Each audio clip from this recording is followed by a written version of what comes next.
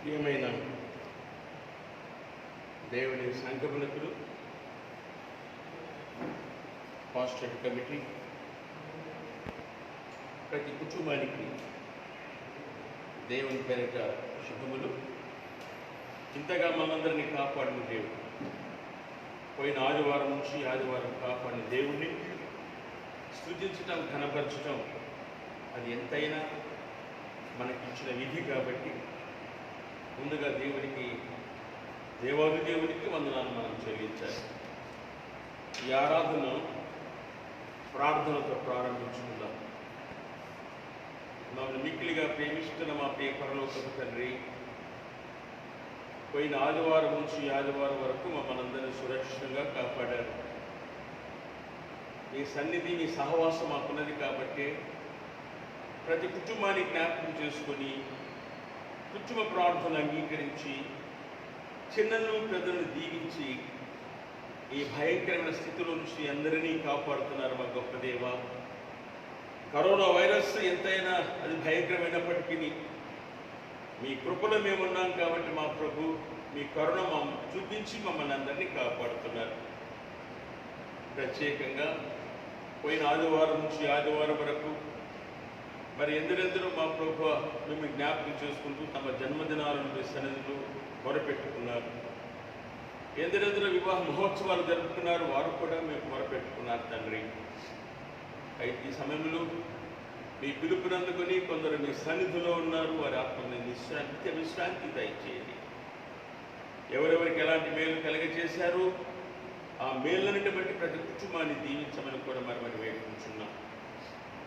ఏ కుటుంబానికి ఆదరణ అవసరమో ఆ కుటుంబాలకు ఆదరణ నింపమని మరి వేడుకుంటున్నాం. ఈ ఆరాధన సమయంలో మా అందరిలో మీరుండి మాతో ఉండి మేము పాడుతున్నప్పుడు, వాక్యం చదువుతున్నప్పుడు, ధ్యానిస్తున్నప్పుడు మీ ప్రసన్నత, మీ సన్నిధిని మాతో ఉంచి ఆరాధనలో కూర్చున్న ప్రతి ఒక్కరిని మరోసారి కుటుంబాన్నంతటిని వ్యక్తిగతంగా చేసే ప్రార్థనను ఎక్కడెక్కడ ఈ విధంగా మరి ఆలయం సమకూడకుండా మరి ఏర్పాటు చేయబడినటువంటి వారితో, గురువులతో మా ప్రభు జరుగుతున్న ఆరాధన అంతటి మీరు మహిమ తీసుకొని ప్రతి ఒక్కరికి కూడా ఏ సమస్య లేకుండా కాపాడి నడిపించమని, ఉచితమైతే త్వరలో మా ప్రభు అందరం ఆలయంలో చేరే భాగ్యం కలిగించండి తండ్రి. మరొకసారి మా ప్రభువా, మా రక్షక, ఈ కరోనా వైరస్ సంబంధంగా ఈ పారిశుద్ధ కార్యకర్తలు అయితేనేమి, ప్రభుత్వ యంత్రాంగం అయితేనేమి, ఆరోగ్య శాఖ వారు, అదేవిధంగా పోలీస్ శాఖ వారు, ఎవరెవరైతే ఈ విధంగా శ్రమపడుతున్నారో వారందరినీ కూడా దీవించి ఆశీర్వదించండి తండ్రి. ఈ ఆరాధన మీ మాకు చూపించమని, ఆరాధనతో మీరు మా అందరిలో ఉండి మమ్మల్ని బలపరచు కాపాడమని సంఘానందం మీ చేతులకు అప్పచెప్తున్నాం. ఎవరెవరైతే మీ సన్నిధిలో ఉన్నారో ప్రతి ఒక్కరు, ఎవరెవరైతే ఈ ఫేస్బుక్ ద్వారా చూస్తున్నారో వారిని కూడా దీవించి ఆశ్రయించి కాపాడమని మా ప్రభువును ప్రియ రక్షణ క్రీస్తు ద్వారా మిమ్మల్ని మేము బ్రతిమాలుకుంటున్నాం తండ్రి. ఆమేన్. ఆంధ్ర క్రైస్తవ కీర్తనల పుస్తకములో నుండి, అనుబంధములో నుంచి మనం పాడుకునేటువంటి పాట ఎందుకో నన్నింతగా ప్రేమించితివో దేవా అన్న పాట చివరి 2 వచనాలు మాత్రమే పాడుకుందాం.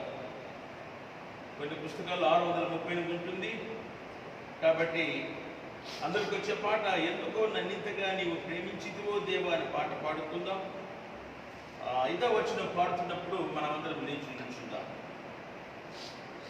ఎందుకో నన్నింతగా నీవు ప్రేమించితివో దేవా, అందుకో నా దీన స్తుతి పాత్ర. హల్లెలూయా యేసయ్యా, హల్లెలూయా యేసయ్యా.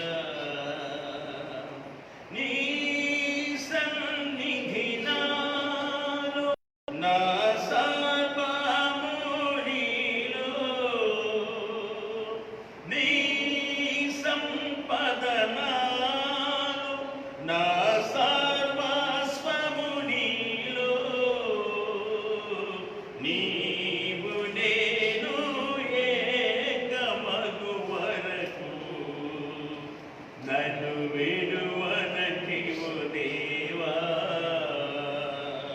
నీవు నేను ఏకమగు వరకు నన్ను విడువనటివు దేవా.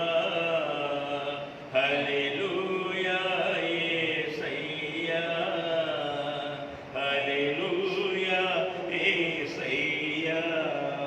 నా మనవులు ముందే నీ మనసులో నెరవేరే, నా మనుగడ ముందే నీ గ్రంథములో నుండే. ఏమి అద్భుత ప్రేమ సంకల్పం, నేనేమి చెల్లింతు. ఏమి అద్భుత ప్రేమ సంకల్పం, నేనేమి చెల్లింతు. హల్లెలూయా యేసయ్యా, హల్లెలూయా యేసయ్యా. ఎందుకో నన్నెంతగా నీవు ప్రేమించితివో దేవా. అందుకో నా దీన స్తుతి పాత్ర. హల్లెలూయా యేసయ్యా, హల్లెలూయా యేసయ్యా. ఆరాధన క్రమంలో 17వ పుటను అనుసరించుదాము. 17వ పుటను అనుసరించుదాము. దేవుని ఆరాధించుదాము. దేవుడు ఆత్మ కనుక ఆయన ఆరాధించువారు ఆత్మతోనూ సత్యముతోనూ ఆరాధింపవలెను. మన తండ్రి అయిన దేవుని నుండి ప్రభువైన యేసుక్రీస్తు నుండి కృపా సమాధానములు మీకు కలుగును గాక. ఇది యెహోవా ఏర్పాటు చేసిన దినం, దీని యందు మనం ఉత్సహించి సంతోషించదాం. ఓ ప్రభువా, మా పెదవులు తెరువుము, అప్పుడు మా నోరు నీ స్తుతిని ప్రచురపరచును. తండ్రికి నీ కుమారునికి నీ పరిశుద్ధాత్మకు మహిమ కలుగును గాక. ఆది యందును ఇప్పుడు ఎల్లప్పుడూ ఉండునట్లు యుగయములు కలుగును గాక. ఆమేన్. అందరం కలిసి ప్రార్థన చేద్దాం. తండ్రి అయిన దేవా, నీ శక్తి వలను జ్ఞానం వలను సమస్తము సృష్టించినందుకును, నీ కుమారుని మా రక్షకునికి ఇచ్చుట వల్ల లోకముని ఎంతో ప్రేమించున్నామని రుజుపరచునందుకును నేను స్తుతించుచున్నాం.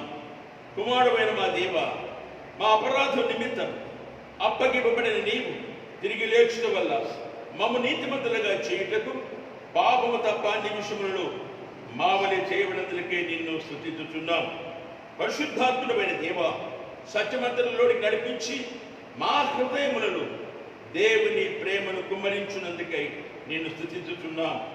తండ్రి, కుమారుడు, పరిశుద్ధాత్ముడైన దేవ, యుగములకు నీకే సమస్త స్తుతి మహిమ కలుగును గాక. ఆమేన్. పాపకు టొప్పుకోలుకు పిలుపు వాక్యములు జ్ఞాపకం చేసుకుందాం. నేను లేచిన తండ్రికి వెళ్ళి, తండ్రి, నేను పరలోకమునకు విరోధముగాను నీ ఎదుటను పాపము చేసి తిని ఇక మీద నీ కుమారుని అనిపించుకున్నటకు యోగ్యుడను కాను. మనము పాపము లేని వారమని చెప్పుకునే ఎడల మనమే మోసపుచ్చుకుందుము, మరి మనలో సత్యం ఉండదు. మన పాపములను మనం ఒప్పుకునే ఎడల ఆయన నమ్మదగిన వాడును నీతిమంతుడు గనుక మన పాపం క్షమించి సమస్త దుర్నీతి నుండి మనల్ని పవిత్రులుగా చేయను. మనమందరం మోకరించి మౌనముగా ఉండి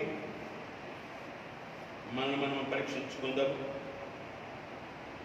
సర్వశక్తి ఎదుట మన పాపం వినయంతో ఒప్పుకుందాం.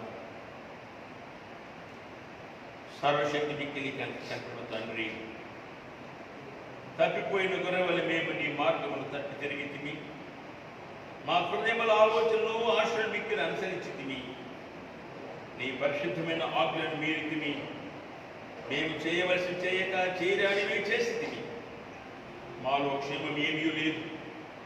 ఆయన మా ప్రభుని యేసుక్రీస్తు ద్వారా నీవు మనుషులకు తెలియజేసిన వాగ్దానముల ప్రకారం ఓ ప్రభువా, పాప పీడితులైన మమ్మల్ని కరుణింపుము. ఓ దేవా, తమ తప్పిదములు ఒప్పుకొని వారిని కాయము. పశ్చాత్తాపపడు వారిని తిరిగి చేర్చుకును. మిక్కిలి కనికరముల తండ్రి, నీ పరిశుద్ధ నామమునకు మహిమ కలుగులాగున మేమిక భక్తి నీతి సుబుద్ధులతో జీవించులాగున ఆయన నిమిత్తమును దయచేయుము. ఆమేన్.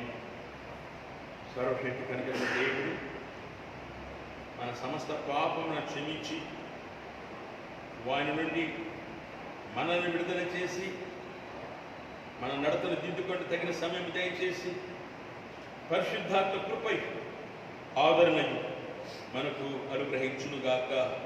ఆమేన్. మనమందరం కూర్చునుండగా నేటి దినముకు ఏర్పాటు చేసిన బైబిల్ పాఠములు చదివి వినిపించబడును. మొదటి పాఠం పరిశుద్ధుడి ప్రవక్త అయినటువంటి మీకా గ్రంథం 4వ అధ్యాయం 1 నుంచి 7 వచనములు. ప్రవక్త అయిన మీకా గ్రంథం 4వ అధ్యాయం 1 నుంచి 7 వచనముల దేవుని వాక్యాన్ని చదవగా పరిశుద్ధ గ్రంథం నుంచి మీకా వ్రాసిన గ్రంథము 4వ అధ్యాయము 1 నుంచి 7 వచనాలు రాయబడిన దేవుని యొక్క వాక్యం చదవగా విందాము.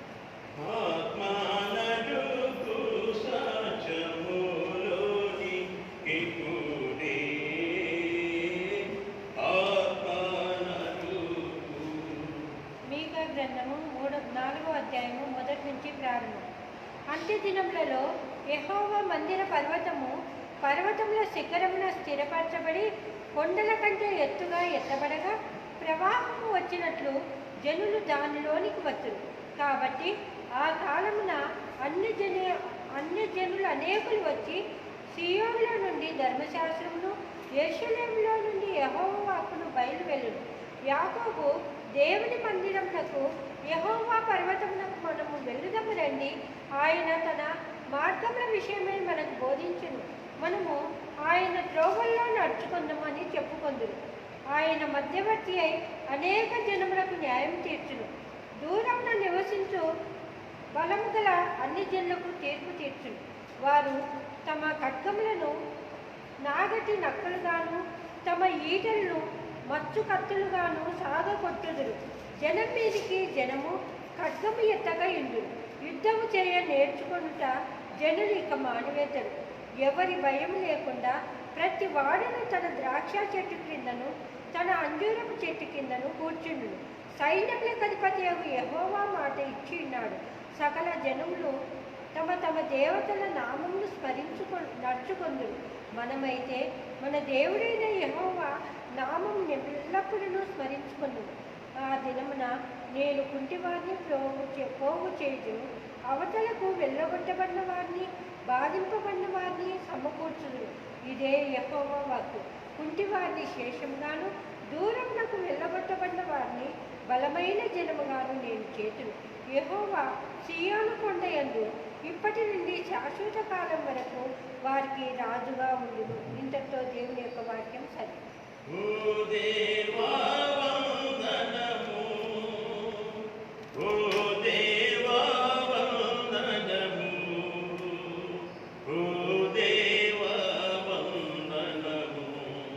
మనమంతా నిల్చుండి కీర్తన గ్రంథం 85వ సంకీర్తన అందరం కలిసి చదువుకుందాం. 85వ సంకీర్తన, కీర్తన గ్రంథం 85వ సంకీర్తన. యెహోవా, నీవు నీ దేశమెడల కటాక్షము చూపి ఉన్నావు. జరగపోయిన యాకోబు సంతతిని నీవు వెనుకకు రప్పించి ఉన్నావు. నీ ప్రజల దోషమును పరిహరించి ఉన్నావు. వారి పాపమంతయు కప్పివేసి ఉన్నావు. నీ ఉగ్రతాంతయు మానవేసి ఉన్నావు. నీ కోపాన్ని తల్లార్చుకుని ఉన్నావు. మా రక్షణ కర్తవ్యం మా దేవా, మా వైపునకు తిరుగు. మా మీద నుండి నీ కోపము చాలించు. ఎల్లకాలం మా మీద కోపగించదవా? తరతరములు నీ కోపము సాగించదవా? నీ ప్రజలు నీ యందు సంతోషించున్నట్లు నీవు మరలా మమ్మను బ్రతికింపవా? యెహోవా, నీ కృప మాకు కనబరుచుము. నీ రక్షణ మాకు దయచేయి. దేవుడిని యెహోవా సెలవిచ్చు మాటను నేను చెవిని పెట్టెదను. ఆయన తన ప్రజలతోనూ తన భక్తులతోనూ శుభవచనము సెలవించును. వారు మరలా బుద్ధిహీనులు కాకుండా కాక మన దేశంలో మహిమ నివసించున్నట్లు ఆయన రక్షణ ఆయనకు భయపడే వారికి సమీపంగా ఉన్నదని, కృపా సత్యములు కలుసుకుని ఉన్నవి, నీతి సమాధానములు ఒకదానినొకటి ముద్దు పెట్టుకున్నవి. భూమిలోని సత్యము మరచును, ఆకాశం నీతి పారదూచును. యెహోవా ఉత్తమైన దానిని అనుగ్రహించును. మన భూమి దాని ఫలమునిచ్చును. నీతి ఆయనకు ముందు నడుచును, ఆయన అడుగుదాడలో అది నడుచును. తండ్రి కుమార శుద్ధాత్మకును తగు స్తుతి మహిమలు కలుగుగాక. ఆదిని ఇప్పుడు నెల్లప్పుడు అయినట్లు యుగములనౌలుగాక. తండ్రి కుమార శుద్ధాత్మకును తగు స్తుతి మహిమలు కలుగునమే. మనం కూర్చునిండుగా పత్రిక పాఠం చదివి వినిపించబడును. అపోస్తలుడైన పౌలు ఫిలిప్పీయులకు రాసిన పత్రిక 4వ అధ్యాయం 4 నుండి 9 వరకు ఉన్న దేవుని వాక్యం. పరిశుద్ధ గ్రంథం నుంచి అపోస్తలుడైన పౌలు ఫిలిప్పీయులకు రాసిన పత్రిక 4వ అధ్యాయము 4వ వచనం నుంచి ప్రారంభం. ఆత్మనడుగు సత్యము లోనికి కూడి ఆత్మనడుగు. ఫిలిప్పీయులకు రాసిన పత్రిక 4వ అధ్యాయము 4వ వచనం నుంచి ప్రారంభం. ఎల్లప్పుడూ ప్రభువునందు ఆనందించుడి. మరలా చెప్పుదును, ఆనందించుడు. మీ సహనమును సకల జనులకు తెలియబడనీయుడు. ప్రభువు సమీపంగా ఉన్నాడు. దేన్ని గూర్చి చింతపడకుడు కానీ ప్రతి విషయంలోనూ ప్రార్థన విజ్ఞాపనముల చేత కృతజ్ఞతాపూర్వకంగా మీ విన్నపములు దేవునికి తెలియజేయుడు. అప్పుడు సమస్త జ్ఞానములకు మించిన దేవుని సమాధానము యేసుక్రీస్తు వల్ల మీ హృదయములకును మీ తలంపులకును కావలియుండును. మెట్టుకు సహోదరులారా, ఏ యోగ్యత అయినను మెప్పైనను ఉండినేలా, ఏవి సత్యమైనయో, ఏవి మాన్యమైనయో, ఏవి న్యాయమైనయో, ఏవి పవిత్రమైనయో, ఏవి రమ్యమైనయో, ఏవి ఖ్యాతి గలవో వాటి మీద ధ్యానం ఉంచుకొనిది. మరియు మీరు నా వలన ఏమి నేర్చుకొని అంగీకరించితిరో, నా ఎందున్నట్టుగా ఏవి వింటిరో, ఏవి చూచితిరో అట్టి వాటిని చేయుడి. అప్పుడు సమాధాన కట్టే దేవుడు మీకు తోడైండును. ఇంతటితో దేవుని యొక్క వాక్యం సరి. ఓ దేవా వందనము, ఓ దేవా వందనము, ఓ దేవా వందనము. సువార్త పాఠం. పరిశుద్ధ సువార్త పరిశుద్ధుడైన లూకా వ్రాసిన శుభవార్త 24వ అధ్యాయం 36 నుంచి 49 వరకున్న దేవుడి వాక్యాన్ని చదవగా విందాం. ఆత్మనడుగు సత్యములోనికి కూడి ఆత్మనడుగు. లూకా సువార్త 24వ అధ్యాయం 36వ వచనం నుండి 49 వరకున్న దేవుడి వాక్యాన్ని చదవగా విందాం. సువార్త పాఠం చదువుటప్పుడు సంఘము ఇంటి దగ్గర ఉన్న వారందరూ వారు ఇలాగ మాట్లాడుచుండగా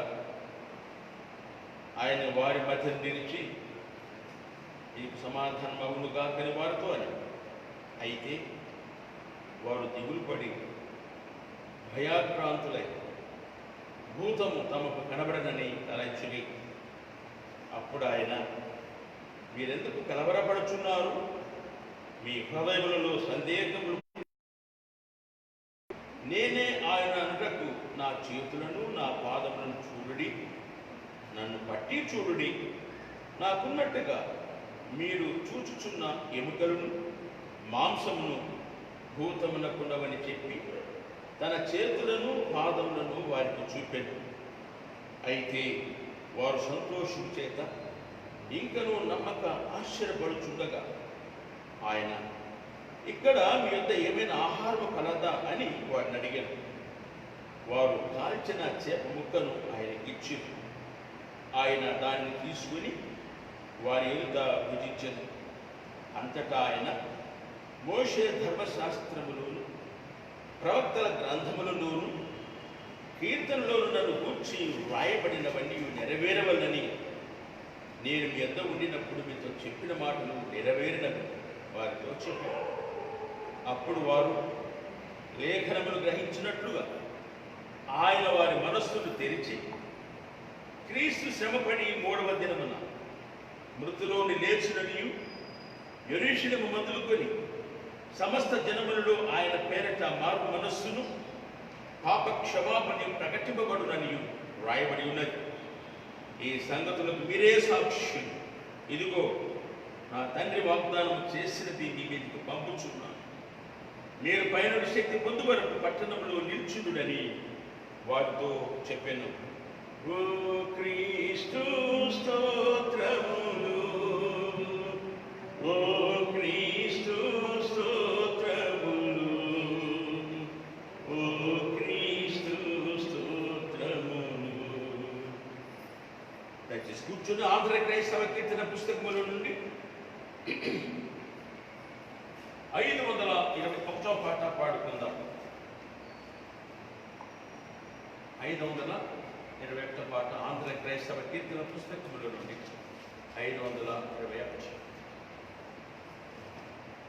యేసుతో ఠీవిగాను పోదమా, అడ్డుగా వచ్చు బయలు గెల్వను, యుద్ధనాదంబుతో పోదము. యేసుతో ఠీవిగాను పోదమా, అడ్డుగా వచ్చు బయలు గెల్వను, యుద్ధనాదంబుతో పోదము. విశ్వాస కవచము ధరించుచు ఆరాధు నాట్యమదిని నిల్పుచు, విశ్వాస కవచము ధరించుచు ఆరాధు నాట్యమదిని నిల్పుచు, అనుదినంబు శక్తిని పొందుచున్న వారమై, అనుదినంబు శక్తిని పొందుచున్న వారమై, యేసుతో ఠీవిగాను వెడలను, యేసుతో ఠీవిగాను పోదమా, అడ్డుగా వచ్చు వైరి గెల్వను, యుద్ధనాదంబుతో పోదము. శోధనలు మన చుట్టి వచ్చినా, సాతాను అంబులెల్ని తగిలినా, శోధనలు మనల చుట్టి వచ్చినా, సాతాను అంబులెల్ని తగిలినా, భయము లేదు మనకిగా ప్రభువు చెంతనుందుము, భయము లేదు మనకిగా ప్రభువు చెంతనుందుము, యేసుతో ఠీవిగాను వెడలను, యేసుతో ఠీవిగాను పోదమా, అడ్డుగా వచ్చు వైరి గెల్వను, యుద్ధనాదంబుతో పోదము. ఓ యువతి యువకులార చేరుడి, శ్రీ యేసురాజు వార్త చాటుడి, లోకమంత ఏకమై యేసునాథు కొల్వను, లోకమంత ఏకమై యేసునాథు కొల్వను, సాధనం ఎవరు నీవు నీవేగా, యేసుతో ఠీవిగాను పోదమా, అడ్డుగా వచ్చు వైరి గెల్వను, యుద్ధనాదంబుతో పోదము.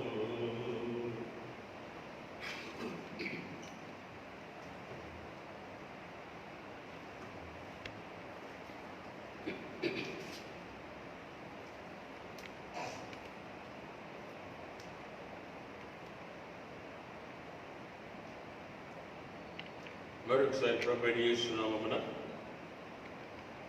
అందరికీ శుభాభివందనములు. ప్రత్యేకంగా మనందరినీ కాపాడుతున్న దేవుడిని ఎల్లప్పుడూ మనం స్తుతిస్తూ ఘనపరుస్తూ ఆయన కృతజ్ఞత చెల్లించటం మన ధర్మం. ఎందుకనగా ఈ వారమంతా దేవుడు ఆశ్చర్యంగా మనందరినీ కాపాడాడు. అనగా పోయిన ఆదివారం నుంచి ఆదివారం వరకు దేవుడు మనందరినీ కాపాడి తన ప్రశస్తమైన సన్నిధిని మనతో ఉంచి కుటుంబాల్లో ఉండి కూడా దేవుని సన్నిధిలో కూర్చొని ధ్యానించే అవకాశం దేవుడు ఆయురారించి నడిపిస్తున్నందుకు దేవునికి వందనం చెల్లించాలి. ఈ సమయంలో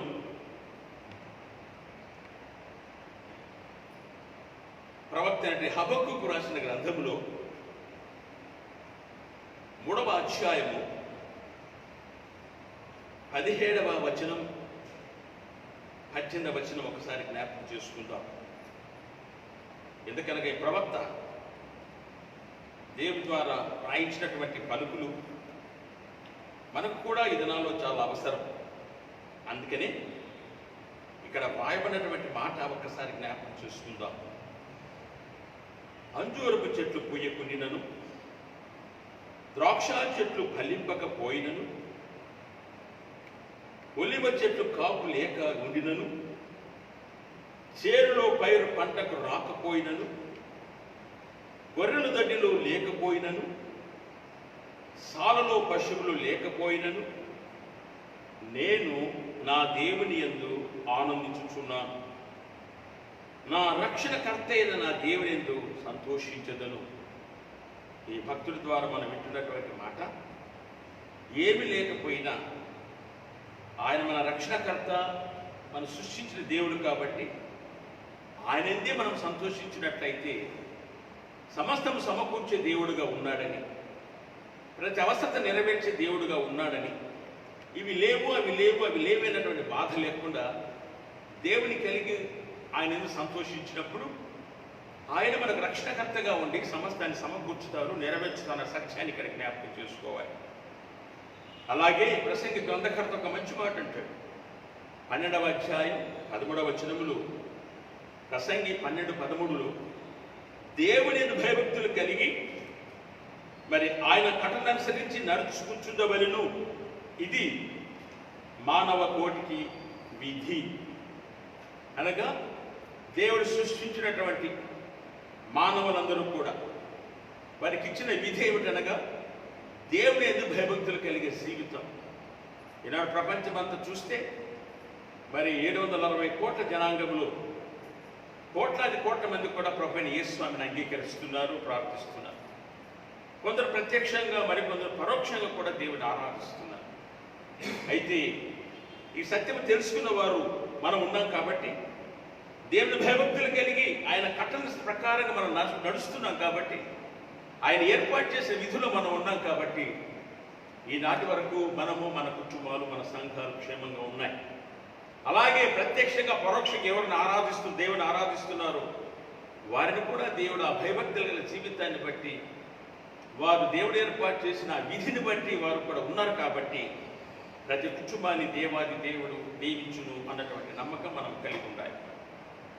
ఈనాడు మనం ఆలోచన చేస్తే ఈ ఆదివారం పునరుత్థానం తర్వాత 5వ ఆదివారం, అనగా ప్రభువైన యేసుని తిరిగి లేచిన తర్వాత 5వ ఆదివారంగా మనం జ్ఞాపకం చేసుకుంటున్నాం.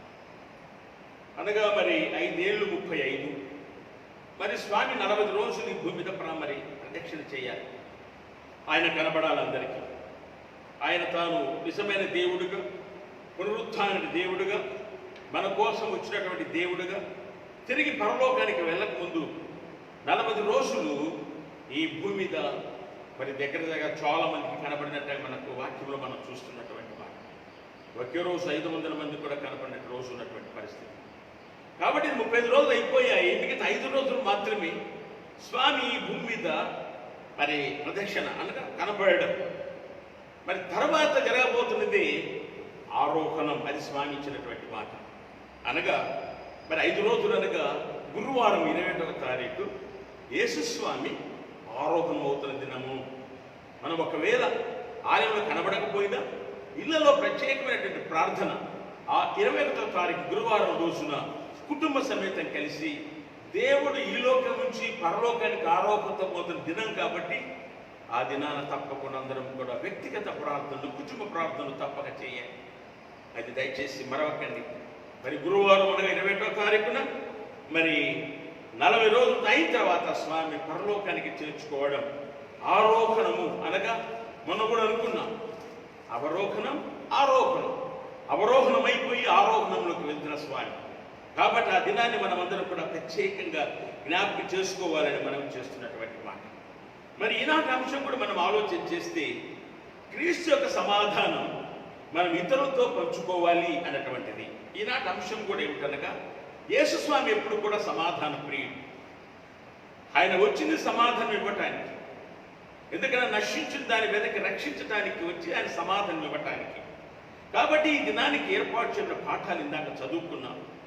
ప్రవక్త మీకా 4వ అధ్యాయం 1-5 వచనాలు అయితేనేమి, కీర్తన 85వ సంకీర్తన అయితేనేమి, పౌలు భక్తులు ఫిలిప్పీలకు రాసిన పత్రిక 4వ అధ్యాయం 4-9 వచనాలు అయితేనేమి, 4-9 వచనాలు అయితేనేమి, మరి పరిశుద్ధ సువార్తలో లూకా సువార్త 24వ అధ్యాయం 36 నుంచి మరి 49 వచనాలలో స్వామి యొక్క సమాధానం చోటు చేసుకున్నది. కాబట్టి ఈ సమాధానాన్ని మనలోను, మన కుటుంబాల్లోనూ, మన సంఘాల్లో కూడా మనం కూడా సమాధానం తెలియజేసేవారుగా ఉండాలి అన్నటువంటి మాట.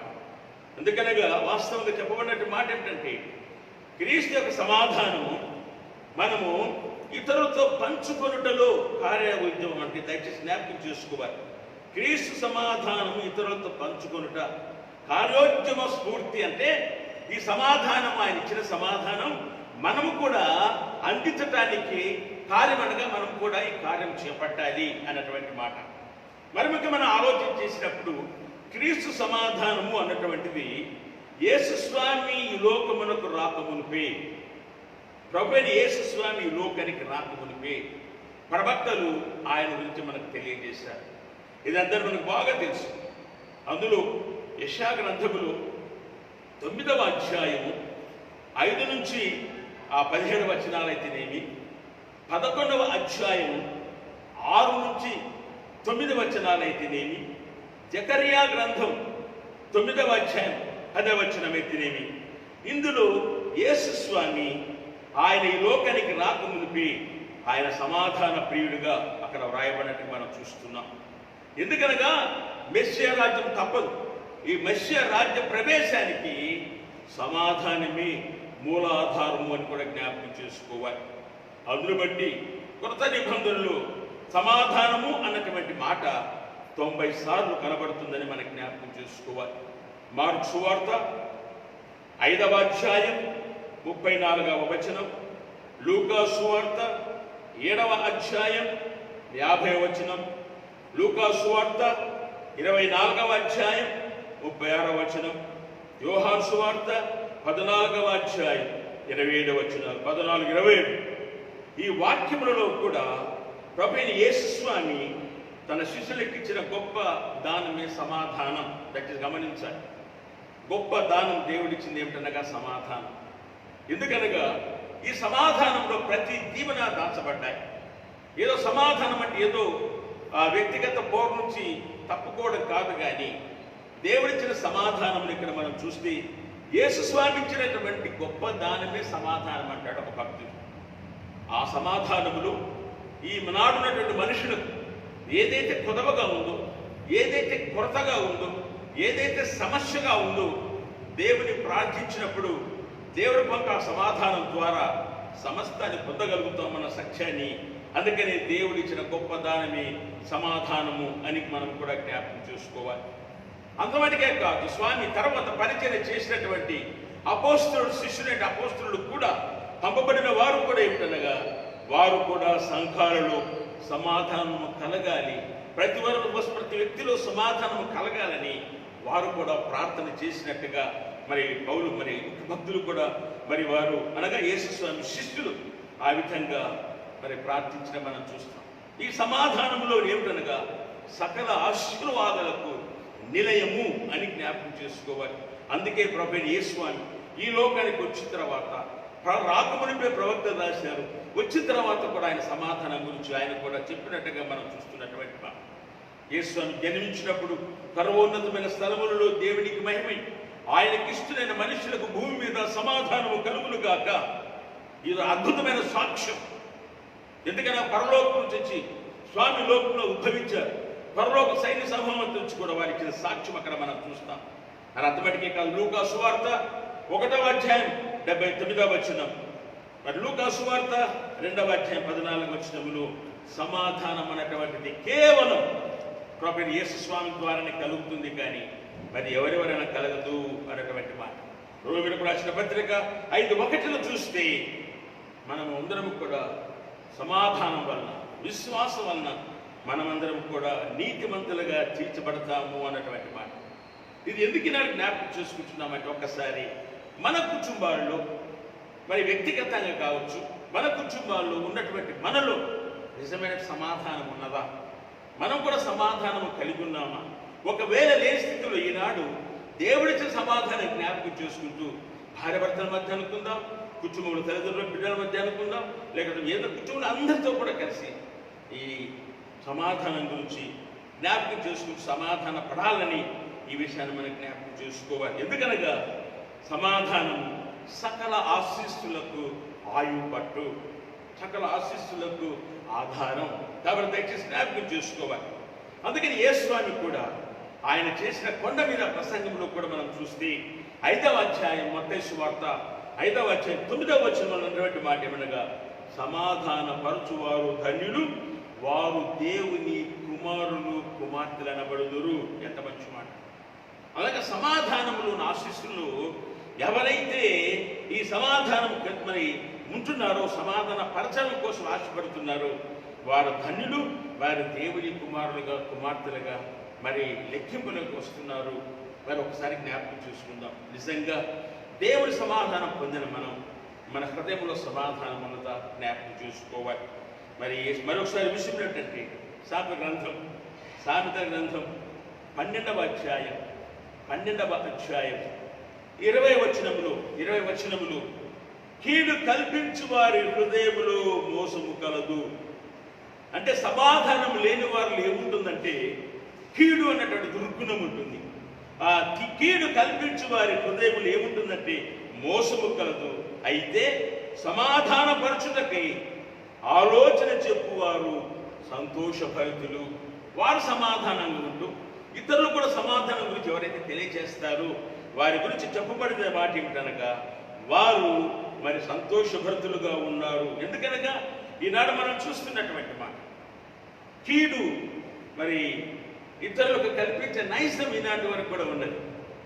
ఊరికే ఉన్నప్పటికీ, సంబంధం లేకపోయినప్పటికీ కీడును కల్పింపచేసి, కల్పితాలు చేసి మరి దేవుని సమాధానం లేకుండా వారికి ఇతరులు కూడా సమాధానం లేకుండా చేసే స్థితి నాడు మనం చూస్తున్నాం.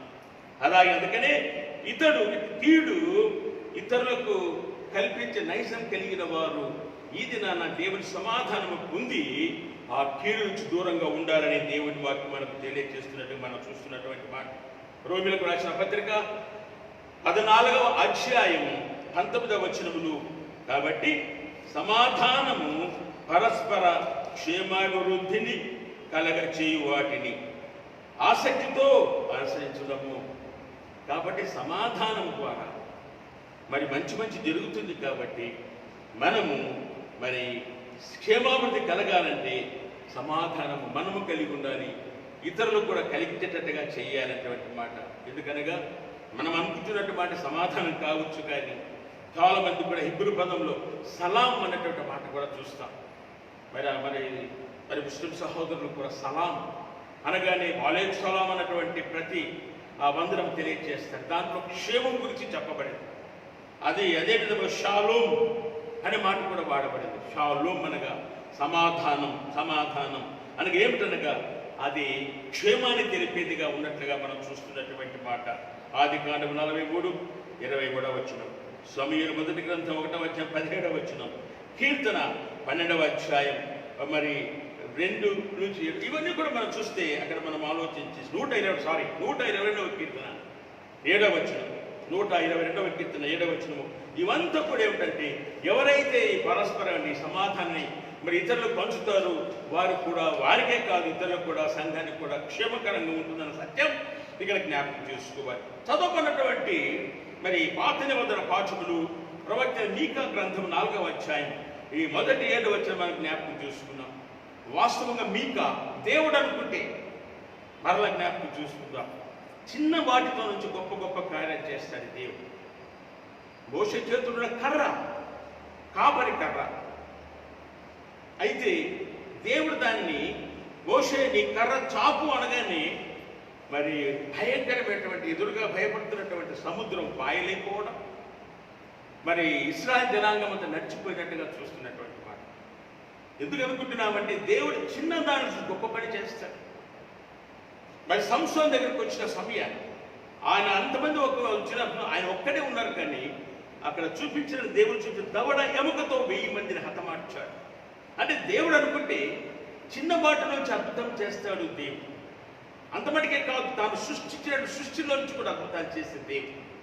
మరి అంతమటికే కాకుండా మనం ఆలోచన చేసినట్లయితే చిన్న వాటిలోనే మరి అంత పెద్ద గోళీయాత గురించి మనం ఆలోచన చేసినప్పుడు అందరూ భయపడిపోతున్నారు ఇశ్రాయేలు ప్రజలు, మరి ఈ సైన్యం అంతా. కానీ దావీదు భక్తుడు దావీదు తన దేవుడు చూపించుకున్నాడు. అరే నా దేవుడి ముందు వీడు ఎంత అనుకున్నాడు, దేవుడు చూపించినటువంటి ఏటికి వెళ్ళాడు, 5 రాళ్ళు తీసుకుని ఒకే ఒక్క రాయితో పడగొట్టినట్టు మనం చూస్తాం. కానీ అంతవరకు ఇశ్రాయేలు సైన్యం అంతా పారిపోతున్నారు ఆయన కేకలను చూసి, అతను ఉన్నటువంటి ఆ భౌతిక మరియు తాను ధరించినటువంటి యుద్ధోపకరణను చూసి. కానీ ఎక్కడ కూడా చోటు లేదు, కానీ ఒకే ఒక్క రాయి ప్రార్థన చేసుకున్నాడు. వీడు ఎంత నా దేవుని ముందు అనుకున్నాడు, ఒక చిన్న రాయితో నుదిటిలో కొడితే మరి ఎందరో భయపడుతున్నటువంటి వారందరూ మరి వాడు నేల కూలినట్టు మనం చూస్తాం. అలాగే ప్రవక్త మీకా కూడా ఏదో గొప్పవాడు కాదు, ధన సంపత్తి కలిగిన వాడు కాదు. మీకా కేవలము ఒక పల్లెటూరు కుగ్రామంలో ఉన్నటువంటి వాడు. కుగ్రామనగా ఈ మరి లేని అంటే మరి గ్రామ కుటుంబం, ఆ గ్రామీణ ప్రాంతంలో ఉన్నవాడు. గ్రామీణ కుటుంబాలు ఎట్లా ఉంటే మనకు బాగా తెలుసు. అలా కుటుంబం నుంచి వచ్చినటువంటి వాడు దేవుడు అతనిని ప్రవక్తగా పిలుచుకున్నట్లుగా మనం చూస్తాం. ఆలోచన చేద్దాం. మీకా ఒక కుగ్రామస్తుడు, మరి ఏం చదివింటాడు ఒకసారి ఆలోచన చేయాలి. మరి ఏం చదివింటాడు ఆయన? ఏం చదవ ఆయన్ని దేవుడు అనుకున్నట్టయితే దేవుని ప్రవక్తగా దేవుడు పిలుచుకున్నట్టుగా మనం చూస్తున్నటువంటి మాట.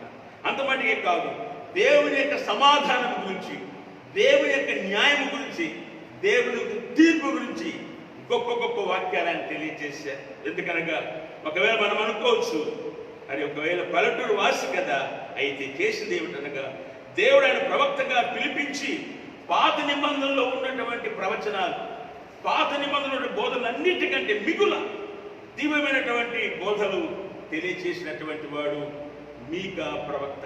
అనుకోవచ్చు మనం ఒక పల్లెటూరు వాడికి ఆయన దేవుడు అనుకుంటే ఆయన సన్నిధి మనం ఎప్పుడైతే మనం ఆశిస్తామో చిన్నవారిని కూడా గొప్పవారిగా చేస్తారు.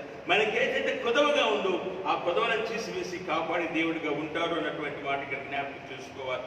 ఎందుకనగా ఈ చదవబడినటువంటి అధ్యాయంలో 4వ అధ్యాయంలో అక్కడ చూస్తే మరి దేవుని రాజ్యం, మరి అది దేవుని యొక్క సమాధానం మరి లోకాన్నంతా కూడా జయింపచేస్తుంది అన్నటువంటి మాట ఇక్కడ జ్ఞాపకం చూసుకోవాలి. మీకు అనగా అర్థం ఏమిటనగా యెహోవా వంటి వాడేవాడు. ఆయన సమాధానం ఎంతకైనా ఏమిటికైనా కానీ అది మన ప్రతి విషయంలో కూడా దేవుడి రాజ్యం అంగీకరించే చేసేదిగా ఉన్నది అన్నటువంటి మాట జ్ఞాపకం చేసుకోవాలి.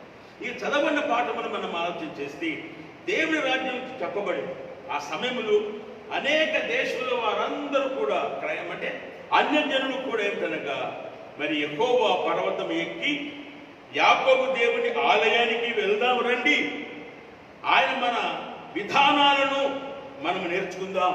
దయచేసి జ్ఞాపకం తీసుకుంది ఇక్కడ వాడు. కావున మనము ఆయన త్రోవలో నడుచుకుందాం. ఎందుకనగా సీయోను నుండి దేవుడు ఉపదేశాన్ని మనకు పంపుతున్నారు. అదే విధముగా యెరూషలేము నుండి యెహోవా వాక్కు మన కొరకు బయలుదేరింది. కాబట్టి అనేక జనములకు ఆయనే సమాధానకర్తగా మధ్యవర్తిగా న్యాయం తీర్చును. కాబట్టి దూరంగా ఉన్నటువంటి బలంగా మరి ఏమిటనగా ఎవరైతే దూరంగా ఉన్నారో మరి బలం లేకున్నటువంటి వారందరినీ కూడా ఏమిటంటే దేవుడు తన మధ్యకి నడిపింప చేసుకుని వారికి ఉపదేశం ఇచ్చి బలం గలవారిగా చేస్తాడు. అది ఆయన ఇచ్చే సమాధానం. ఎందుకు అంతమటికే కాదు, ఈ బలవంతులుగా ఉన్నటువంటి వారు, యుద్ధ సైనికులు ఉన్నటువంటి వారు కూడా దేవుడి పిలుపుని అందుకున్న తర్వాత, సమాధానం పొందిన తర్వాత వారేమిటనగా అక్కడ వాడబడినటువంటి మాటలు ఏమిటన్నారు, తమ ఖడ్గములను నాగటి నక్కులుగా మార్చుకుంటారు. ఇంతవరకు ఆ ఖడ్గాలు యుద్ధాలు చేయలేదు, కానీ దేవుడి సమాధానం వల్ల, దేవుని దగ్గరికి వచ్చినందువల్ల ఆ ఖడ్గములన్నీ కూడా ఏమైపోతున్నాయంటే నాగటి నక్కులుగా మార్చుకుంటున్నారు. మరి ఈటలను మచ్చు కత్తులుగా, లేకపోతే ఈటలైతే వాస్తవంగా ఒక మనుషుని పొడవడానికి, ఎంతమందిని పొడవడానికి సార్, కానీ వాటిని ఏం చేస్తున్నారంటే మచ్చు కత్తి ఏదో చిన్న చిన్న వాటిని చెట్ల నరకడానికి, ఆ విధంగా మరి తమ ఖడ్గములను ఈటలను వారు వాడుకుంటున్నారు. మరి ముఖ్యంగా ఏంటంటే ఈ యుద్ధాలు లేకుండా, జనం మీదకి జనం రాకుండా, ఆ ఖడ్గం ఎత్తకుండా వారందరూ కూడా ఉంటారు. ఇంకోటి ఏమిటనగా మరి ఎవరికి భయం కాకుండా ఒక్కొక్కరు తమ ద్రాక్ష చెట్టు కిందను, అంజూరపు చెట్టు కిందను కూర్చుంటారు. ఇతర దేవతను ఆరాధించరు. మన దేవుడు యెహోవా శాశ్వతంగా వారు ఆరాధిస్తారు. దయచేసి జ్ఞాపకం చేసుకుందాం. ఆ సమాధానకర్త వెలివేసిన వారిని దగ్గరికి నడిపించుకుంటాడు. బాధలున్న వారిని, కష్టాలున్న వారిని ఆయన తొలగిపచేసి తన బలమైన జనముగా మార్చుకుంటాడు. ఇది దేవుడు సమాధానకర్త మనకిస్తున్నటువంటి మాట. ఎందుకనగా ఆయనే సమాధానకర్తగా ఉండి మనలను, మన కుటుంబాలను పోషించును. దయచేసి జ్ఞాపకం చేసుకోవాలి. అందుకని యెహెజ్కేలు ప్రవక్త కూడా చాలా చక్కని సందేశం ఇస్తారు. ఆయన 17వ అధ్యాయములు 22వ వచనంలో అంటాడు, యెహెజ్కేలు 15:22లో ప్రభు అయిన యెహోవా ఈ మాట సెలవిచ్చుచున్నాడు, ఎత్తైన దేవదారు వృక్షము పైకొమ్మను ఒకటి నేను తీసుకొని దాన్ని నాటెదను. పైగా మరి ఏమిటంటే దాని నాటకం ఏమైపోతుందంట, మరి అది ఒక పర్వతం మీద నాటబడినప్పుడు అది బహుగా ఫలించి శ్రేష్టమైన దేవదారు వృక్షమైందట. చూసింది ఏమిటనగా ఆ వృక్షంలో ఒక చిన్న మొక్క తీసుకున్నాడు, కొండ మీద వేశాడట. అది ఏమైపోయిందంటే శ్రేష్టమైన దేవదారు వృక్షమైందట. అంతమటికే కాదు, సకల జాత పక్షులన్నీ కూడా నీడకు ఆశ్రయించుటకు అవి గూళ్ళు కట్టుకుంటాయట. మరి ముఖ్యముగా ఆ కొమ్మల నీడలు పక్షులన్నీ కూడా దాగి ఉంటారు. కారణం ఏంటంటే అదే సమాధానకర్త. వాస్తవంగా స్వామి ఈ లోకములో ఏమి లేనివాడుగా ఉద్భవించినప్పటికీ ఆయన పెరుగుతున్న సమయంలో అందరూ కూడా ఆయన దగ్గరికి రావటం, ఆయన ద్వారా మేలు పొందటం, ఇది ఆయన సాదృశ్యంగా ఇక్కడ మనకు చూపబడుతున్నట్టుగా మనం చూస్తున్నటువంటి మాట. కావున ఆ సమాధాన అధిపతి ఏం చేయగలుగుతారో తెలిసిన, ఘనమైన చెట్టును నీచమైనది గాను, నీచమైన చెట్టును ఘనమైనది గాను చేసే దేవుడే. పచ్చని చెట్టు ఎండిపోవున్నట్టును, ఎండిన చెట్లు వికసించినట్టు చేయువాడు. అయితే ఇవన్నీ కూడా సకల ప్రజలు తెలుసుకోండి. కాబట్టి మనము ఆయన దగ్గరకు వచ్చినప్పుడు ఆయన సమస్త, అందుకని దానియేలు గ్రంథములో 2వ అధ్యాయంలో 44వ వచనములు, రాజుల కాలములలో పరలోకమందున దేవుడు ఒక రాజ్యమును స్థాపించును, దానికెన్నటికి నాశనము కలగదు, ఆ రాజ్యము దాన్ని పొందిన వారికి కాక మరెవరికి చెందదు. మరి ఆ రాజ్యం అనగా బహుగా పెరిగినటువంటి, ఒకవేళ దుర్భేద్యమైనటువంటి మరి రాజ్యాలు ఒకవేళ ఉంటే, అక్కడ మనం చూస్తే 2వ అధ్యాయం 40వ వచనం అంటాడు, చేతి సహాయం లేక పర్వతంలో తీసిన రాయి, ఒక చిన్న రాయి, ఎవరు పట్టుకోలేదు, దాన్ని ఎవరు ముట్టుకొని తీసుకోరాడు, అదంతా వచ్చేసి బలమైనటువంటి మరి, కాబట్టి ఆ చిన్న రాయి మరి గొప్ప రాజ్యాలు ఉన్న వాటన్నిటిని కూడా నాశనం చేసే దేవుడిగా ఉన్నాడు. అనగా యేసుస్వామి సమస్తాన్ని సమకూర్చే దేవుడు, సమాధాన అధిపతి మన జ్ఞాపకం చేసుకోవాలి. రాజుల మొదటి గ్రంథంలో 4వ అధ్యాయం 25వ వచనం అక్కడ చూస్తే, యుద్ధ భయం లేనప్పుడు, ఇక్కడ చదువుకున్నాం మనం, ఆ యుద్ధ భయం లేనప్పుడు ఏం చేశారంటే ప్రజలందరూ కూడా తమ ఇళ్ళ దగ్గర బయటకు వచ్చి ద్రాక్ష చెట్ల కింద, అంజూరపు చెట్ల కింద కూర్చుంటారు. ఎందుకంటే యుద్ధం లేదు కాబట్టి నిర్భయంగా ఉంటారట. కాబట్టి ఏమిటంటే 4వ 25వ వచనం రాజుల మొదటి గ్రంథంలో, యుద్ధ భయం లేనప్పుడు ద్రాక్ష చెట్ల క్రిందను, అంజూరపు చెట్ల క్రిందను నిర్భయముగా నివసించెదరు. ఎందుకనగా అక్కడ యుద్ధములు లేవు, సమాధాన అధిపతి ఉన్నాడు. ఆయన ఎందుకనగా ఆయనే నెమ్మదిని, నిర్భయాన్ని ఇచ్చే సమాధానకర్తగా ఉన్నట్టుగా ఇక్కడ మనం జ్ఞాపకం చేసుకోవాలి. అందుకని ఇందాక చదివిన కీర్తనకారుడు గురించి మనం ఆలోచన చేస్తే ఇక్కడ 85వ సంకీర్తన అది ఎవరు రాశారనగా కోరహు కుమారుల కీర్తన. ఎందుకు ఇది రాశారంటే, దేవా గత కాలం నుంచి మాకు ఎన్నెన్నో దీవెనలు ఇస్తున్నావు, ఆ దీవెన విడిచిపెట్టద్దు, ఆ దీవెనలు ఆగిపోనీయకుండా ఈ గత కాలంలో మాకు ఇస్తున్న ఈ దీవెనన్నీ కూడా మేము మరి పొందులాగా దాన్ని కొనసాగించండి తండ్రి అనే ఇక్కడ రాసినట్టుగా మనం చూస్తున్నాం. వాస్తవంగా కోరహు కుమారుల గురించి రాయబడి, కోరహు మోషే అహరోనుల మరి పిన్నాయన కుమారుడు అనగా సహోదరుడు. దయచేసి గమనిద్దాం, మోషే అహరోనులకు సహోదరుడు, ఆయన వాళ్ళ చిన్నాన్నగారి కుమారుడు, మరి తమ్ముడు అవుతారు. ఈ కోరహు మరి సహోదరులు ఉన్నారు కదా, సహోదర ప్రేమ లేకుండా అసూయ పెంచుకున్నాడు, ద్వేషం పెంచుకున్నాడు.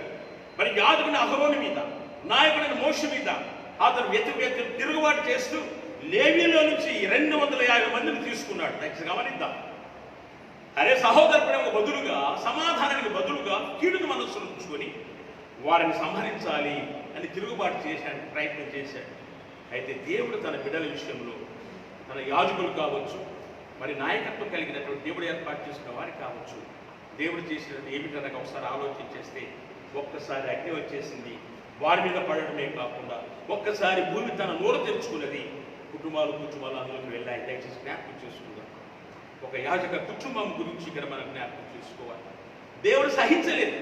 అహరోను మీద తిరుగుబాటు చేస్తారా, నేను ఏర్పాటు చేసుకుని యాజకుని మీద తిరుగుబాటు చేస్తారని ఒక్కసారి వారి మీద అగ్ని రావడమే కాదు, భూమి నోరు తెరుచుకున్నది, కుటుంబాలు అక్కడ వెళ్ళిన. అయితే ఆ సమయంలో కోరహక్కుమైనటువంటి వారి కుటుంబం మాత్రం దానికి దూరంగా ఉండి, ఆ ఉగ్రతకు దూరంగా ఉండి ఆ సమయంలో కూడా దేవుని ప్రార్థన చేస్తున్నారు, దేవుని ధ్యానం చేస్తున్నారు. కాబట్టి దేవుడు ఏం చేశాడనగా, అలా భక్తి కలిగినటువంటి కోరహు శాపగ్రస్తుడే కావచ్చు, కానీ ఆయన సంతానము దేవునితో ఉన్నందువల్ల, ప్రార్థన జీవితం కలిగినందువల్ల వారిని దేవాలయములు సంగీత విద్వాంసులుగాను, దేవాలయములు తన పరిచారకులుగా వాడుకున్నాడు. ఇదిగో ఈ కీర్తన కూడా వ్రాశారు. దేవా గత కాలంలో మాకు ఇచ్చిన దేవుని ఆగిపోనివ్వద్దు, ఈ దీవెనల్ని మాకు రాబోతున్నట్టు దీవెనల్ని కూడా అవి కొనసాగాలి అన్నటువంటి మాట ఇక్కడ మనం చూస్తున్నటువంటి మాట. అందులో బట్టి మరి దేవుడి జ్ఞాపకం చేసుకోవాలి. ఇక్కడ ఏమిటనగా, దేవుడు ఒకవేళ మనం పాపం చేస్తే దేవుడు కోపం తెచ్చుకుంటాడట. దేవుడు మరవడమే, ఒకవేళ శారీరక క్రియ కావచ్చునేమో, కానీ పాపం అనగా దేవుడు చేసిన మేలుని జ్ఞాపకం చేసుకుని దేవుడిని మర్చిపోయామో అది పాపంగా ఉంది. కాబట్టి అలాగా పాపం చేస్తే దేవుడు కోపం తీసుకుంటాడట. ఆ కోపం ఎలా పోతుందంటే, మనం క్షమాపణ అడిగితే దేవుడు ఆ కోపాన్ని తొలగించుకుంటాడంట. దయచేసి జ్ఞాపకం, అలా తొలగించే సమయంలో దేవుడు తన శాంతి సమాధానం మనం కలిగింపచేస్తాడు. భయభక్తులు గల వారికి ఆయన రక్షకుడుగా ఉంటాడు, ఆయన సమీపంగా ఉంటాడు. ఎక్కడైతే దేవుడు ఉంటాడో అక్కడ నీతి న్యాయాలు ఉంటాయి. ఏ ఇంటిలో అయితే దేవుడు ఉంటాడో, ఏ హృదయంలో అయితే దేవుడు ఉంటాడో అక్కడ దేవుడి సమాధానం ఉంటుంది. మరి ముఖ్యంగా ఆయన కృప ఉంటుంది, ఆయన సత్యం సమస్తం ఉండి ప్రతిదీ కూడా మనకు నెరవేర్చే తండ్రిగా ఉంటాడు, సమస్తాన్ని సమకూర్చే తండ్రిగా ఉంటాడు. కాబట్టి వీళ్ళు ఏం చేస్తున్నారంటే, దేవా మాకు ఈ కీర్తన 88:11 ఆ దీవెను కొనసాగించు తండ్రి. 85వ కీర్తన 10వ వచనం అంటాడు, విశ్వాసాలతో సమాధానమైన దేవుని యొక్క వాగ్దానం. ఎవరైతే విశ్వసిస్తున్నారో వారికి దేవుడిచ్చిన వాగ్దానమే గొప్ప దానమే సమాధానము. కీర్తన 29:11 అంటాడు, 29:11 కీర్తన, యెహోవా తన ప్రజల బలము అనుగ్రహించు, యెహోవా తన ప్రజలకు సమాధానము కలగచేసి వారిని ఆశీర్వదించును. దయచేసి జ్ఞాపకం చేసుకోవాలి. అవి ఎవరికైతే ఆయన సమీపిస్తారో వారికి సమాధానమే కాదు, బలం ఇస్తాడు, ఆయుధాలు ఇచ్చి సమస్తం సమకూర్చుతారు అన్నటువంటి మాట. అందుకని యెషయా ప్రవక్త 26వ అధ్యాయం 3వ వచనం, యెషయా 26:3లో, ఎవరి మనస్సు దేవా నీ మీద ఆనుకొనును వారిని పూర్ణ శాంతి గలవారిగా కాపాడుదువు, ఏలేనగా వారు నీ యందు విశ్వాసం ఉంచి ఉన్నారు. కాబట్టి ఎవరైతే విశ్వాసం ఉంచుతున్నారో, ఎవరైతే ప్రార్థన జీవితం కలిగి ఉన్నారో, ఎవరైతే దేవునికి ఎందు భయభక్తులు కలిగిన వినయం కలిగిన వారు ఉంటున్నారో, దేవుడిచ్చిన వాగ్దానం ఏమిటనగా వారికి పూర్ణ శాంతినిచ్చి సమాధానం ఇచ్చి అన్ని ఆశీస్సులతో నడిపించును అని ఇక్కడ జ్ఞాపకం చేసుకోవాలి. యెషయా గ్రంథం 48వ అధ్యాయం 18 వచనం, 48:18లో మరి క్షేమము నది వలెను, నీ నీతి సముద్ర తరంగముల వలె ఉంటుంది. అంటే దేవుడి నీతి ఎప్పుడు కూడా నది ఏ విధంగా పారుతుందో అలాగే ఆయన దీవెనలన్నీ కూడా మన మీదకి వస్తాయి. అదే విధముగా సముద్ర తరంగములు ఏ విధంగా ఉంటున్నాయో అలాగే దేవుని యొక్క నీతి మనలో ఉండి మళ్ళీ కాపాడుతుంది అన్నటువంటి మాట జ్ఞాపకం చేసుకోవాలి. అందును బట్టి మరి దేవుడు సమాధాన నిబంధన యెహెజ్కేలు గ్రంథం 34:25 వచనం మనకి ఇస్తున్నటువంటి మాట ఆ నిబంధన. కాబట్టి ఈ కోరహు కుమారులు తండ్రి ఒకవేళ పాపి కావచ్చు, కానీ కుమారులు మాత్రం దేవుని భయభక్తులకైన వారుగా ఉన్నారు కాబట్టి దేవుని ఆలయంలో వారు సాధనాలుగా వాడబడ్డారు. దయచేసి జ్ఞాపకం చేసుకోవాలి. దేవుడు మర్చిపోలేదు. ఎందుకనగా ఒకరే తండ్రి చేశాడు కదా అని చెప్పి కుమారుడు శిక్షించలేదు. కుమారుడు ఆ కుటుంబం ప్రార్థించే కుటుంబం కాబట్టి దేవుడు కాపాడడమే కాకుండా తన ఆలయంలో తన సన్నిధిలో తన పరిచారకులుగా ఏర్పాటు చేసుకున్నట్టు మనం చూస్తున్నటువంటి మాట. ఫిలిప్పీయులకు రాసిన పత్రిక 4వ అధ్యాయం చదువుకున్నాం. 4:9 వచ్చిన అక్కడ మనం చూస్తే పౌలు భక్తులు ఏం చెప్తున్నాడంటే, అన్ని విషయంలో కూడా మీరు ప్రభునందు ఆనందించండి. మీరు ఏ విషయంలో కూడా విచారం వద్దు, ఏ విషయంలో మీరు దుఃఖపడవలసిన అవసరం లేదు. ఎందుకనగా సహనం అంటే ఏమిటనగా అది ఒక విశాలమైన అర్థం ఏమిటంటే అది అందులో దయ ఉందట, మంచితనం ఉంది, పరిశుద్ధాత్మ ఉంది, ఆ ఫలాలన్నీ కూడా ఉన్నాయి. గలతీ 5:22-23 చెప్పినటువంటి ఫలాలు ఉన్నాయి. కాబట్టి మీరు సహనము కలిగి ఉండండి. ఎందుకు తెలుసా? దేవుడు సమీపంగా ఉన్నాడు. ఈ పౌలు భక్తులు చెప్తున్నటువంటి మాట అనగా ప్రభు తిరిగి రాబోతున్నాడు. కాబట్టి మీలో సమాధానం ఉంచండి, భక్తి కలిగి జీవితం ఉంచండి. యాకోబు భక్తుడు 5వ అధ్యాయం 8వ వచనం 5:8 అంటాడు, దేనిని గూర్చి చింతపడకుడి, చింతించుటకు మరి అది ఏమిటనగా చింత అనేది పాపానికి సమానం అంట. కాబట్టి చింతపడటము దేవుని బిడ్డలకు అది అవిశ్వాసానికి గుర్తంటాడు. చింత అనేది వద్దంటాడు. అరే మీ చింత నా మీద వేయండి. ప్రభు అంటే మనం ఎందుకు చింతించాలి? రోమీయులకు రాసిన పత్రిక 14వ అధ్యాయంలో అక్కడ మనం చూస్తున్నటువంటి మాట. ఎందుకనగా దేవుడు ప్రేమ కలిగిన వాడు, సర్వశక్తి సంపన్నుడు, ఆయన తన పిల్లల అవసరాలు తీర్చే దేవుడిగా ఉన్నాడు. కాబట్టి చింతించాల్సిన అవసరం లేదు. సృష్టించిన దేవుడు మన అవసరాన్ని తెలుసును కాబట్టి ఆయన దగ్గర ప్రార్థన చేయాలి. దయచేసి జ్ఞాపకం చేసుకోవాలి. కాబట్టి మరి పేతురు అదే అంటాడు, మొదటి పత్రిక 5:7, మొదటి పత్రిక 5, మీ చింత యావత్ ఆయన మీద వేయండి, మీరు నిశ్చింతగా ఉండండి. ఎందుకనగా మన చింతలు, మన బాధలు, మన ప్రయాసలు ఆయనే వేసుకొని మనకు సురక్షితమైనటువంటి సమాధానం చేస్తారు. ఎందుకనగా ఈ సమాధానం అంటే ఈ 9 ఫలముల్లో ఒకటిగా మనం జ్ఞాపకం చేసుకోవచ్చు. ఒక్కసారి విషయం ఏమిటంటే, కలవరము అన్నటువంటిది సాతాను కల్పించే ఆయుధం అంట.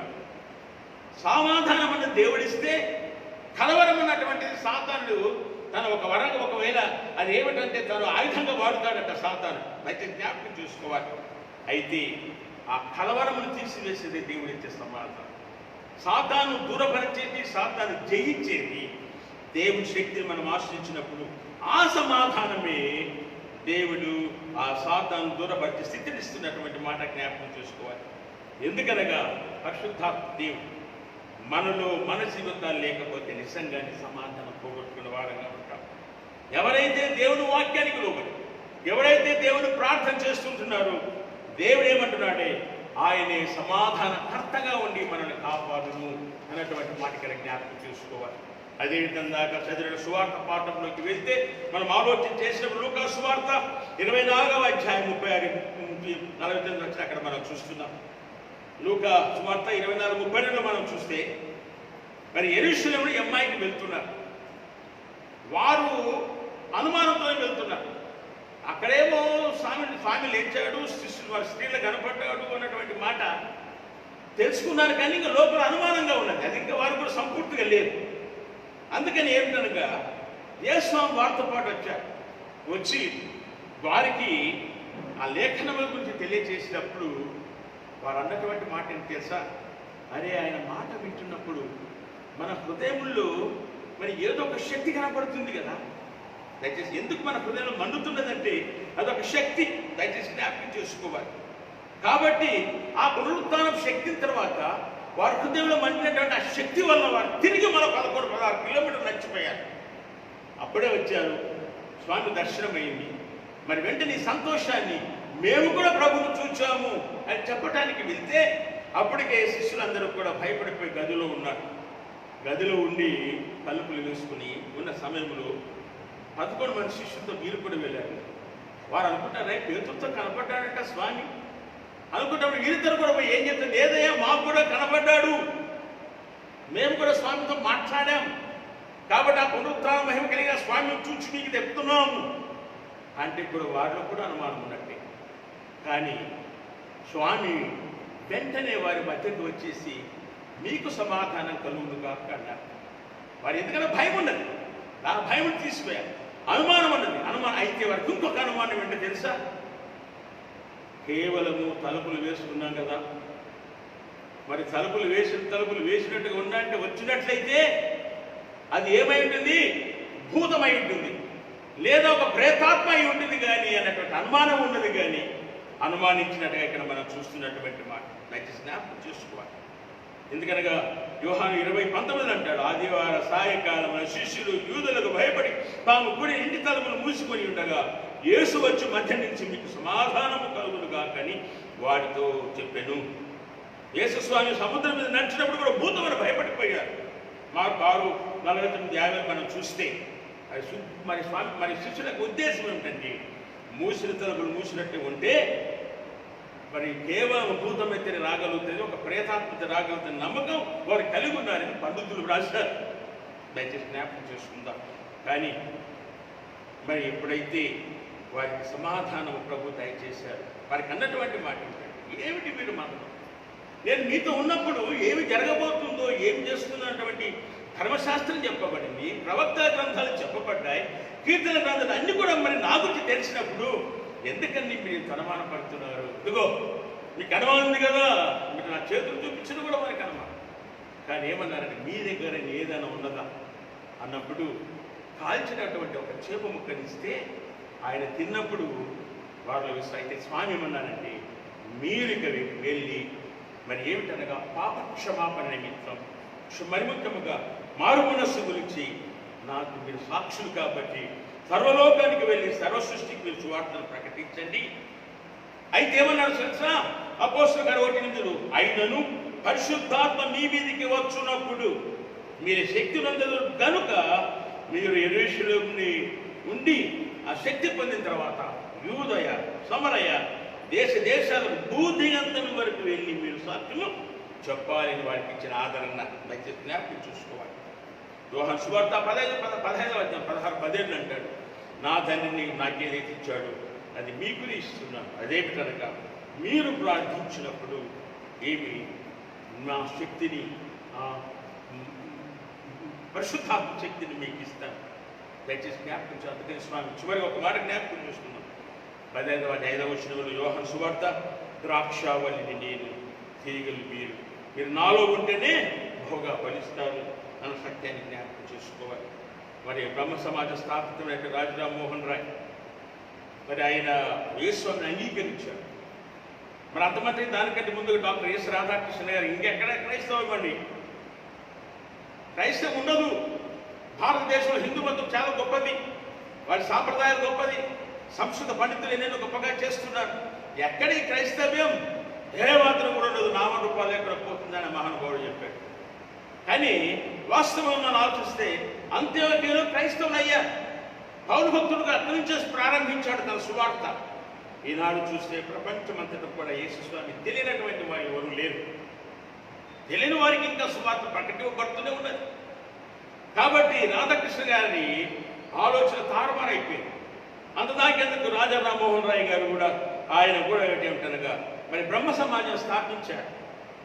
ఆయన మరి యేసుస్వామిని అంగీకరించిన తర్వాత మరి సమాజంలో ఉన్నటువంటి దురాగతాలు, అది ముఖ్యంగా మరి సతీ సహగమనం, భర్త చనిపోతే ఇష్టమున్నా లేకపోయిన భార్య తీసుకుని చేతులు కాల్చివేయడం, ఏదో చిన్న వయసు బిడ్డకు చిన్న బాలపురాణ బిడ్డకు పెద్ద ముసలానికి పెళ్లి చేయడం, మరి ఆ ఆయన చనిపోతాడు కొంతకాలానికి ఆ అమ్మాయి వితంతువుగా, ఇవన్నీ కూడా దేవుడిని నమ్మిన తర్వాత ఆయన చేసిన పని ఏమిటనగా మరి లార్డ్ బెంటిక్ గవర్నర్గా ఉన్నప్పుడు ఆయన దగ్గరికి వెళ్ళి ఇవన్నీ కూడా ఆయన రూపుమాపు చేసి మరి బాల్య వితంతు వివాహాలు పునర్వివాహాలు కూడా ఏర్పాటు చేశారు. ఆయన స్థాపించినటువంటి మరి బ్రహ్మ సమాజంలో మా శిష్యుడు రాజరామోహన్ శిష్యుడు దాని పేరు మార్చారట. అదేమిటనగా చర్చ్ ఆఫ్ న్యూ డిస్పెన్సేషన్ అన్నటువంటి మాట మార్చేసి బాప్తిస్మాలు, సంస్కారాలు, ప్రభు సంస్కారాలు ఇవన్నీ కూడా కారణం ఏంటో తెలుసా? సర్వ సృష్టికి సువార్త ప్రకటింపబడాలి. ఇది నాడు ప్రపంచమంతా నెరవేరుతున్నట్టుగా మనం జ్ఞాపకం చేసుకోవాలి. అందును బట్టి ఈనాడు మనం ప్రభువును అంగీకరిస్తున్నాం, ప్రభు సమాధానకర్తగా అంగీకరిస్తున్నాం. అందుచేతే మనమందరం కూడా నవ్వింపడుతున్నాం. అందుకని శాశ్వతమైన ప్రేమతో నేను మిమ్మల్ని ప్రేమించుచున్నాను కనుక విడవక మీ ఎడల నా కృప చూపుదును అన్నాడు. అలాంటి ధన్యత దేవుడు మనకును మన కుటుంబాలకు దేవుడు దయచేయాలని ప్రార్థన చేసుకుందాం, ప్రార్థించుదాం.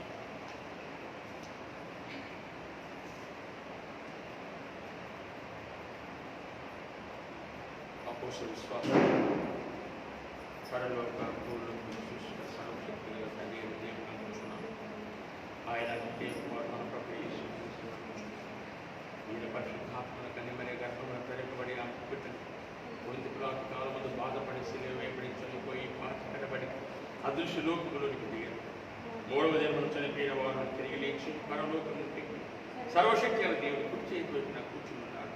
సజీవులకు మృతులకు తీర్పు తీర్చుటకు అక్కడ నుండి ఆయన వచ్చారు. పరిశుద్ధాత్మ నమ్ముచున్నాను, పరిశుద్ధ సార్వత్రిక సంఘమును, పరిశుద్ధ సహవాసమును, పాప క్షమాపణను, జగర పునరుత్థానము నిశ్చయం నమ్ముచున్నాను. ఆమేన్. ప్రార్థన చేసుకుందాం.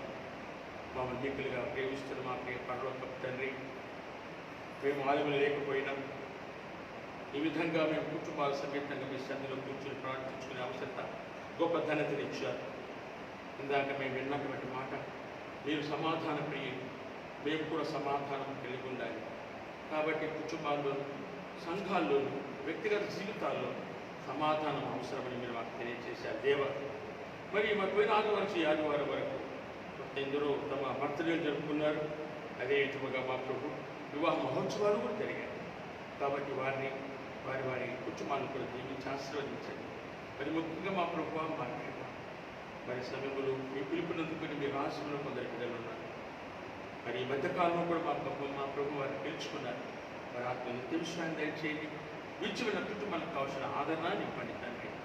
అదేవిధంగా మా ప్రభు మా ఈ సమయంలో మరి మీరు ఏర్పాటు చేసినటువంటి ఈ విధంగా ఫేస్బుక్ ద్వారా మేమందరం చూచే భాగ్యం ఇచ్చారు. కాబట్టి ప్రతి ఒక్కరిని దీవించి ఆశీర్వదించి ప్రేయర్ చేస్తున్నారా మిమ్మల్ని బతిమాలుకుంటూ ఈ కరోనా వైరస్ దూరపరిచి నెమ్మదిని, శాంతిని, సమాధానం దైవశమై వేడుకుంటున్నాము తండ్రి. ఆమేన్.